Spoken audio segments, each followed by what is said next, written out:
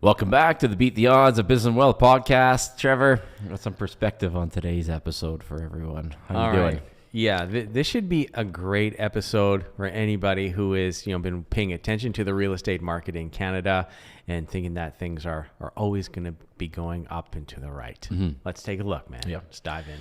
So, the perspective that we like to bring to the channel is like, how do you increase your net worths? And so we look at that, the top 20% of Canadians control roughly 70% of the assets. And like, how do you get yourself into that top 20%, right? But the view is sometimes that you look at the asset class that you're interested in exclusion of all the other asset classes, as if you didn't have a choice between asset classes, right? Mm-hmm. And so what we're going to do today is we have the largest decrease in Canadian house prices, and people are probably thinking, oh, what the heck do you mean? The house prices in Canada, I think we're down by according to the CREA, maybe 2-3%, right? 2.3% or so. Well, Josh, you have to also look at what you're saying here on social media. So you put out posts regularly, I think it's monthly, showing the housing prices increase and decrease province-wide, province by province. And, there's lots of greens where prices are going up and only a few reds. So in Vancouver, the Lower Mainland area, and in Ontario, where the prices are going down. So are you being a little bit hypocritical here, or what are we talking about? For those of the people who've been to the boot camp, they probably know where I'm going right now, right? But for those of you who maybe just follow the raw posts on social media, it's like you tend to be zoomed in. You're just zoomed in on that month or that year in relation to the asset class that is important to you, when in reality they should all be important to you. And I can actually just pull that up. Actually, just take me a minute here, Trevor. Just 1 second. If I just pull the national price map here, and here you go. You got the national price map, Canada, according to the Canadian Real Estate Association. They have the annual change down by 2% nationwide. Okay. So it's aggregate down 2%. Yeah, aggregate nationwide 2%, right? And we could pull up. I think on the Instagram channel we probably have the post here about. We usually put the map. Do we have the map here?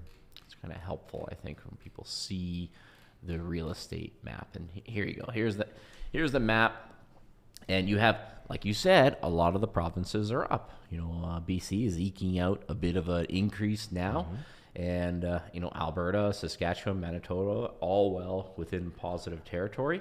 And look at the Yukon. It's going crazy. 12.7% up. That's insane. Crazy. Small market. And you always see these posts, and I tell people, the smaller the market, the more unusual the data you can get in any small period, a month, right? And so, on the Instagram channel, we go even deeper into the various municipalities and regions and stuff. And so the smaller the region, the more likely you are to have something crazy, right? And you see something crazy, people are like, it's just one or two houses can move at very high price points and can really skew the data. So you look, both ways are incorrect or not accurate. You look at small market, of course, you can see fluctuations up and down. But if you also look at the nation as a whole, you see problems there as well. That's right.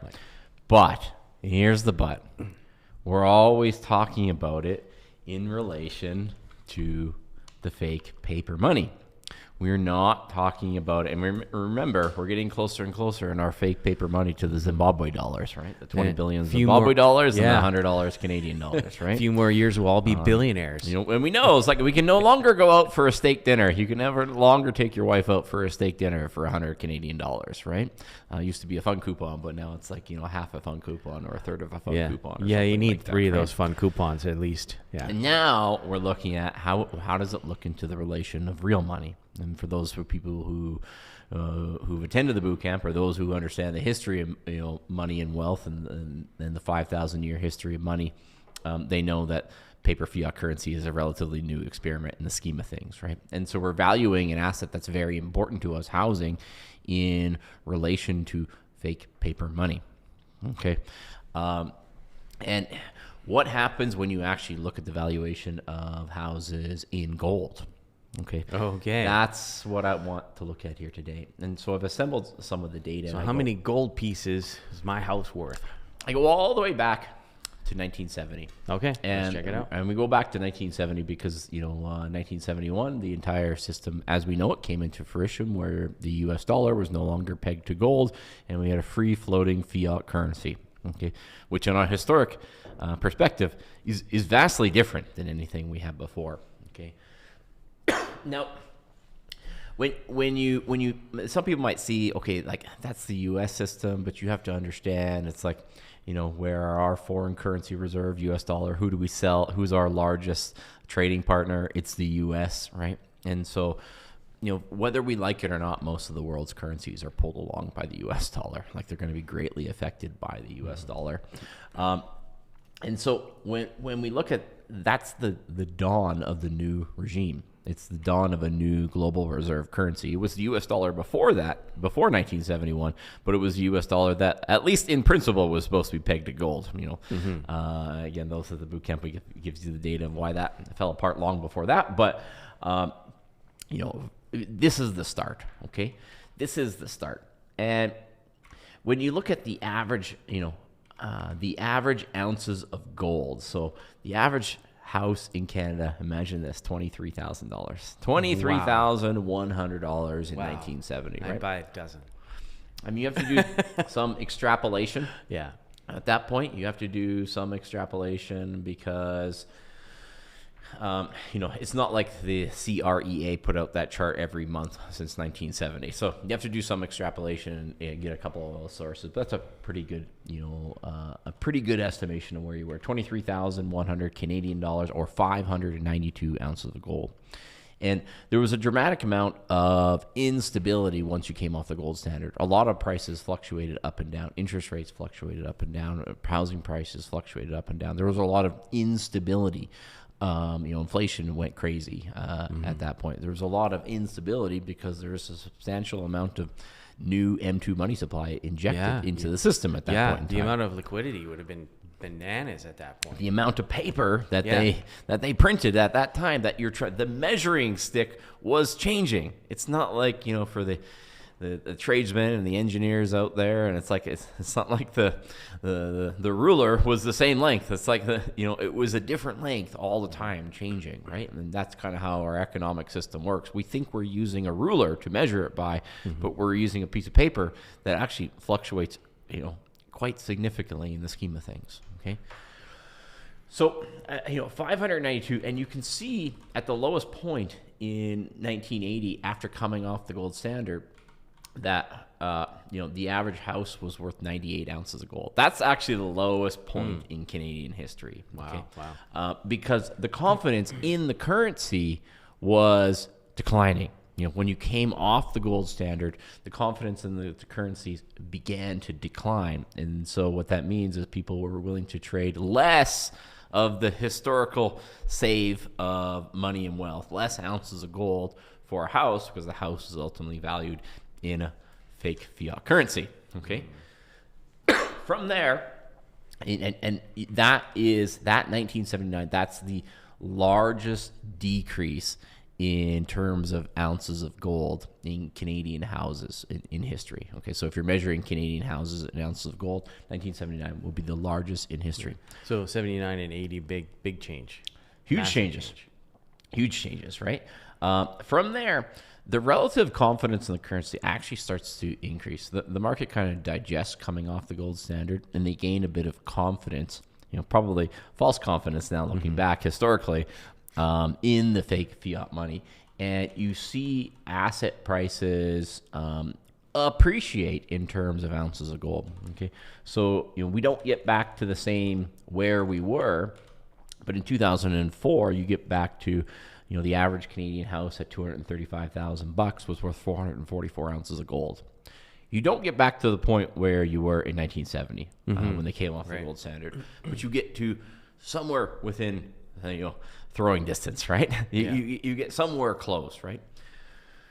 From there, the effects of the money printing that happened with the dot-com bubble and then you get the financial crisis of 2008, and then you get the injection of liquidity in COVID.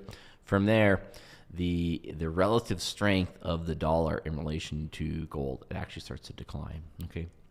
And so now you fast forward to this year, and although the CREA is only telling us that our houses are down, on a national average, mostly dragged down by Ontario at 2%, we're actually down 38.7% in terms of ounces of gold. And so, wow.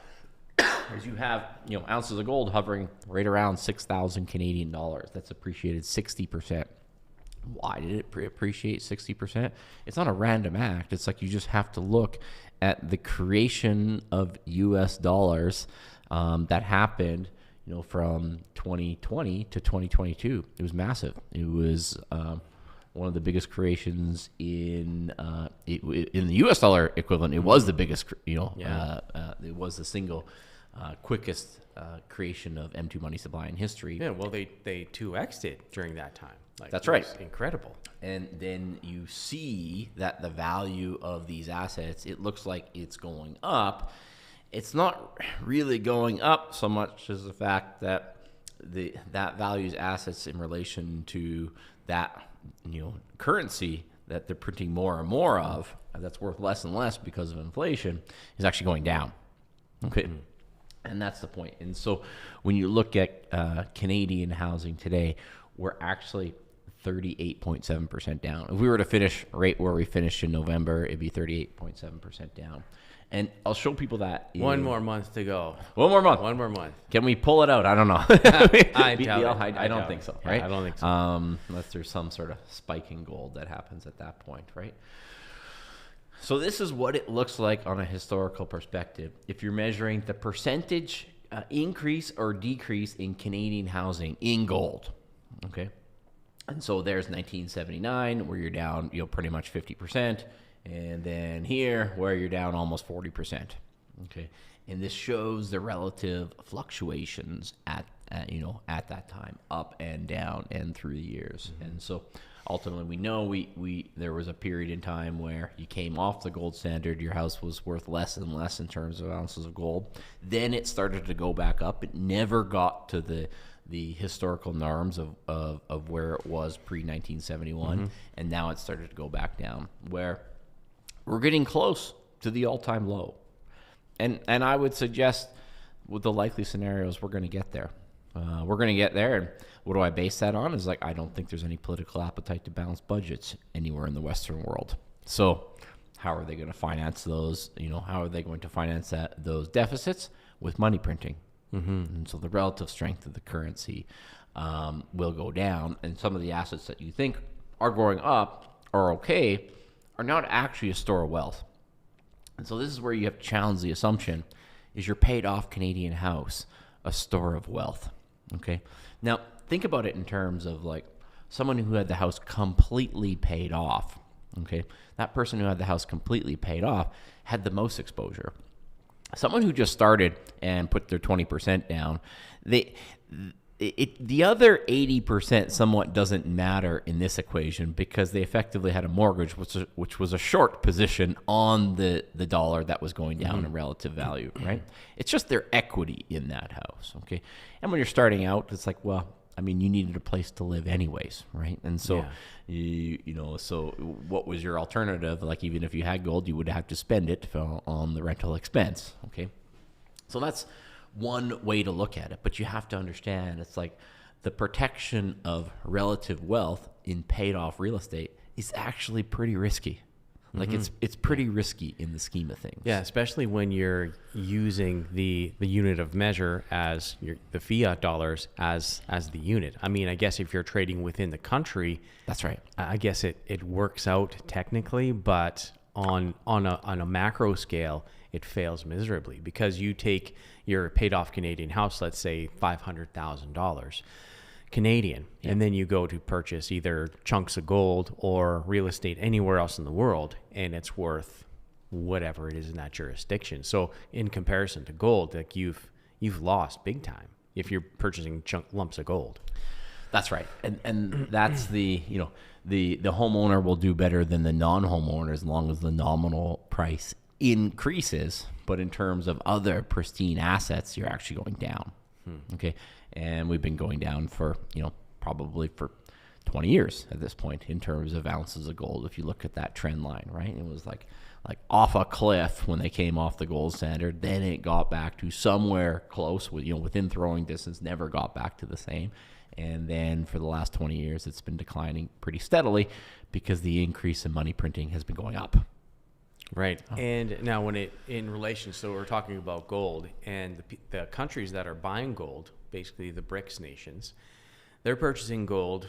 Canada has virtually zero gold stores. 77 ounces. 77 ounces. 77 ounces. Oh my gosh. It'd be my personal goal to reach 77 ounces, or 78 ounces, just to embarrass Canada.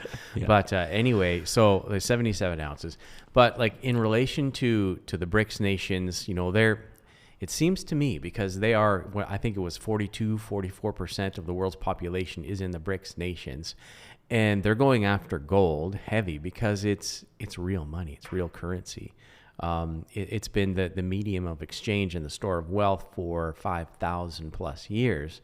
And, any of the Western nations, they're hedging their bets on the fiat paper, fake currency, where they can just print massive amounts to try and, get rid of their deficits. But like in the long term, they're fooling themselves. So let's bring it home and discuss this in the manner of a Canadian citizen today who has some real estate. And, what is the next move, the next few moves? The next move is you have to come to the realization that paid off real estate is not inherently low risk. It has significant risk. It's tied to it's heavily tied to a currency that's going down in value. Okay.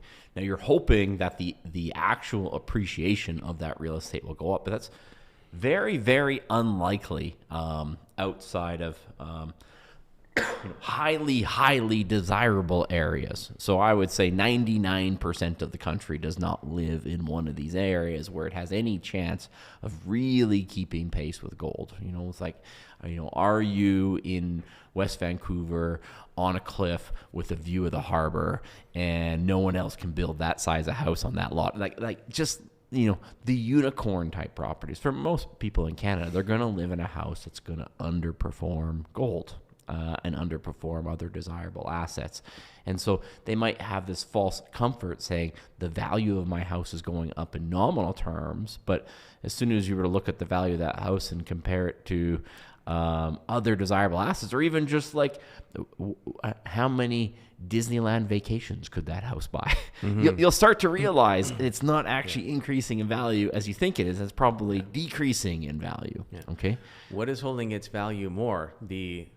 The Rolex or the 911 versus your paid off Canadian house? I mean, at this point, there's probably some desirable, probably the Canadian house as a whole, right? But there's going to be some classic versions of a 911 or some off catalog versions of Rolexes that will actually outperform housing, which is strange in its realm, but that's where we are, where you start to see some luxury goods not going down in price, and like that shouldn't happen. Mm-hmm. That shouldn't happen. That's just factor of the currency. And if you travel to poorer countries, you start to see that you start to see a lot of luxury brands that they have, and people will buy luxury brands. It's because it's a better choice. It's a better investment than their crappy currency. You're much better having a Rolex watch than Zimbabwe dollars, right? Like it's just a much better asset for sure. Or even their real estate. Pretty much anything, right? When you get, if the currency gets bad enough, almost everything in that country is. And so you have to understand that paid off real estate is not a low risk proposition when you're really being honest with yourself on the real purchasing power of the dollars. Okay, so now you have to look at how do you actually mitigate that. That's why we believe that really when you're trying to increase your net worth, your real net worth, and you're trying to mitigate your risk, because you can't eliminate your risk. People think that there's a risk elimination. If I'm just holding GICs and a paid off house, that I don't have any risk. You actually have significant risk of your purchasing power, almost 100%. Your purchasing power is going to go down in relation to those assets. You will not get a good enough return off of that GIC, and your housing will not keep pace with other desirable assets. So the value of your wealth is going to get inflated away. So that's the first part. Just get rid of that there's a risk-free. Because of inflation, there's really no risk-free. Even gold, you've seen periods in history where the relative strength of the dollar actually got better in relation to gold. So we look at it as there's assets that are usually available to most Canadians. We like to call them, there's private businesses. There is real estate. I think it's a core pillar. And then we start to look at dividend paying stocks, gold and Bitcoin. And really, when you're actually looking at what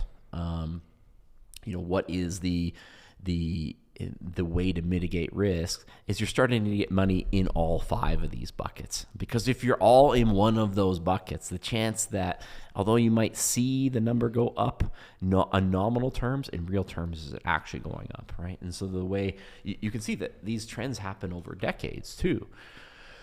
So having a 0% allocation to any of those 5, I think it's a big risk, right? And now you're going to get the Bitcoiners out there, and it's like, we got lapped in terms of gold this year, right?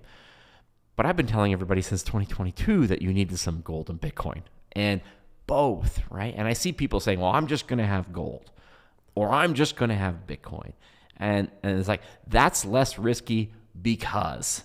And it's always more risky. That lack of diversification is always more risky. Paid off real estate can very easily be converted. You can take a portion of that equity and get that equity invested responsibly into those other 3 asset classes, into quality dividend paying stocks, gold and Bitcoin. And that's actually a lower risk position than just having a paid off house. Now, the advisors, if you walk into RBC, they'll just say put 40% of your net worth in bonds, which is basically 40% of your net worth in a slightly better version of this fake paper money, right? Or they're going to give you a 4% on top of this. But the problem is that 4% is not keeping pace with this when you zoom out and take a look at it, right? And it's self-serving. We've been over that before on this channel of like how much the large Canadian banks hold in bonds, and what will be the consequence for them if they stop recommended bonds, right? It's detrimental, if not just completely catastrophic to their business model. Crazy. And so what the average Canadian has to do is they have to shift perspective that paid off real estate is a risk-free position. It's not. Like, how many people do you see on the CBC saying, I'm trying to use my OAS and CPP and I can no longer pay the property taxes and utilities and repairs on my piece of paid off real estate. There you have it. That's a predictable outcome of just sitting there with only holding paid off real estate or low yielding investments. Yeah, the person who bought a home in Canada in 1970 for $23,000, paid it off, and also borrowed against it multiple times as the equity went up. Now it's paid off again, and property taxes are killing them, stealing their property away from them because they're relied on their CPP, OAS, and for their $2,700 a month, they're unable to even just pay the property tax on that. That, to me, is super risky. That's right? The exact example. Someone who bought that house for $23,000, if they did nothing else other than make their mortgage payment and strategically deploy the equity in those homes and spread it against other assets, they're financially free.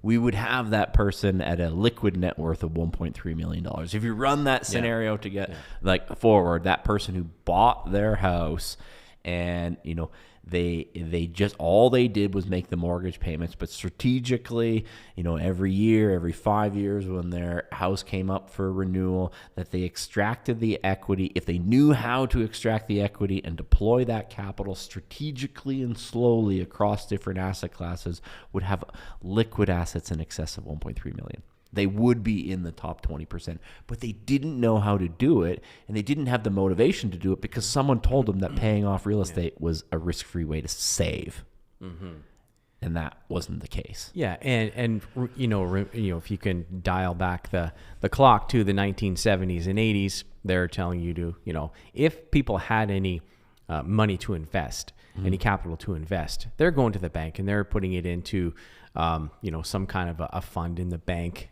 It's very difficult to invest in the stock market because you need a certain amount of net worth in order to open up that brokerage account and get started with it. At that time, the barrier was so high. It was so high. It was extremely difficult. So, you can't really blame them for that. But now there is absolutely zero excuse for anybody who is on the path today, or if your house is almost paid off, how to leverage the equity in that home to invest wisely. That's right. So there's, the two camps. There's someone out there who has equity in their real estate, and they're like, okay, I get it, right?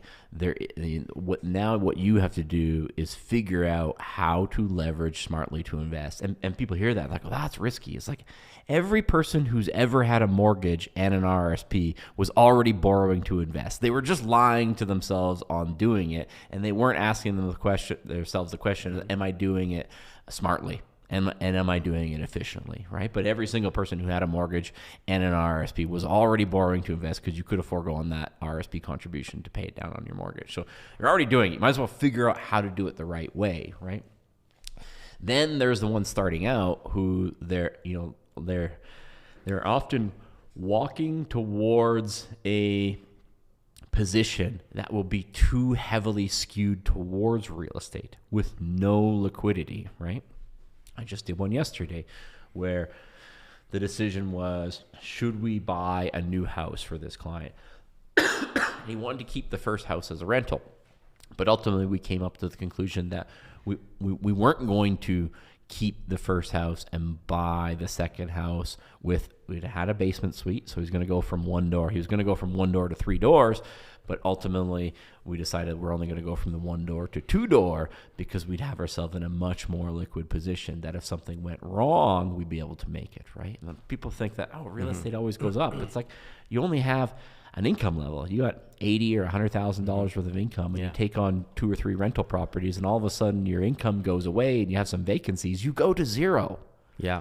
The same person who had a decent portion of dividend-paying stocks, gold, and Bitcoin had some liquidity to draw on that they were going to get through that period, right? And that's where people think, like, this is risky, or that's not it. All in one of those asset classes is risky. These asset classes take a long time. These move through years, right? There can be a very long time where the asset class that you picked could be right, 100% right. But in the medium term, and I mean medium term being 1 to 10 years, it's not going to move the way it should. The market moves somewhat irrationally, right? Yeah. And that's what people need to be prepared for. So when you're looking at your, paid off Canadian house, just realize that 2025 was actually the second worst year in history for that Canadian paid off house when you compare it to real sound money. Merry Christmas, Canada. I hope you enjoyed this podcast. No, so like you're saying with the assets, things do change. It seems really, really slow. But as you, like you said, when in doubt, zoom out. You can see over time how things actually play out. I was doing some math yesterday using some online calculators, and it looks like within the next 15 years, by year 15, we should be, like my family and I, we should be in a position where we could potentially live off of dividends. That's right. After that point. That's right. And that's a really freeing, thought going forward. And it's just, I was telling my wife, we just have to remain diligent and persistent and patient. That's right. With that course. And when we show people that, sometimes it blows their mind. I'm like, you're not at the point where you actually have to draw down your assets. You don't have to sell off your stuff as you get old. Okay, you can actually just live off the income, which means you're just living off the income from the assets. So if inflation runs wild, the price of your assets and the income stream from those assets goes up with it. Yeah. And also you have something to pass on to the children. So you're not worried that, am I going to live too long, or is inflation going to be higher than I thought? And knowing that our governments are becoming more and more indebted and it's harder and harder, I'm not putting my kids in a situation that's dramatically harder than myself. Yeah. And so there is a path, and most people are shocked that you can create liquid assets of 1.3 million or more off a median Canadian income. You just almost can't do it. It's almost impossible to do it off a median income with the conventional 60-40 split, pay down my house first. Yes. Like, it's almost impossible. You're if you just run that scenario out, you see that you got a couple $100,000 saved and you got a paid off house and you can't afford the property taxes anymore. Like when you just extrapolate it, like that's the eventual conclusion, and people proceed on that path as if that's the risk-free way. When you're certainly heading towards that path, you need some sort of miracle to avoid that path, right? Because they worry about volatility, even though volatility and risk are two different things. And you'll see from this chart, housing priced in gold, kind of volatile. What you need to think about is your personal balance sheet. Once you start spreading it against other asset classes, when you start to have a private business, not everyone needs one, but if they have one, that's a good tool too. But certainly real estate, dividend paying stocks, gold, and Bitcoin, when you take those assets that might seem volatile in relation to fixed income products, when you put them together on the balance sheet, you find that they're not correlated, and one will have a good year while one is having a bad year. And that's what happens, right? And that's why it's always been that. And so I challenge you to, the people who are giving you advice, and they're going to be right one year. There's going to be some gold maxi out there, the Peter Schiffs of the world, saying you should have put everything in gold, right? But the problem warned is, you about Bitcoin. They're never right every year, and you never see them sell their entire gold position and go all real estate.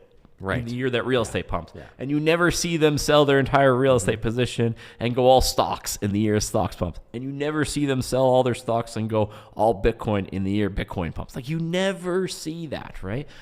Because in the medium term, the market moves by emotions. And I would say the market moves by large market makers in the medium term who can move it the way they want to move it in the medium term. You're dealing with asset managers, the largest asset managers who manage collective, they manage, single asset managers like BlackRock and Vanguard who, manage over $10 trillion worth of assets, and you're wondering why your $2 trillion asset can be manipulated.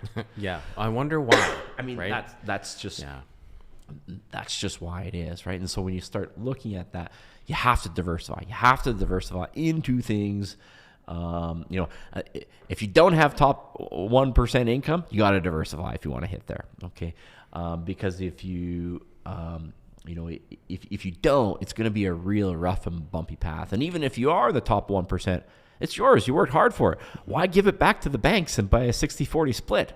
You know what I mean? Like, I don't have to. I'm not giving it to RBC. Like, that's not my goal. It's like, I don't care about volatility. I understand the difference between volatility and risk, and I understand how to actually limit the volatility by real diversification, not diversifying into low-performing assets, but diversifying into uncorrelated assets. That's how you actually reduce volatility without, letting the banks extract your wealth. Yeah, I think everybody needs to remember that central banks inflate your wealth away. They inflate it by money printing.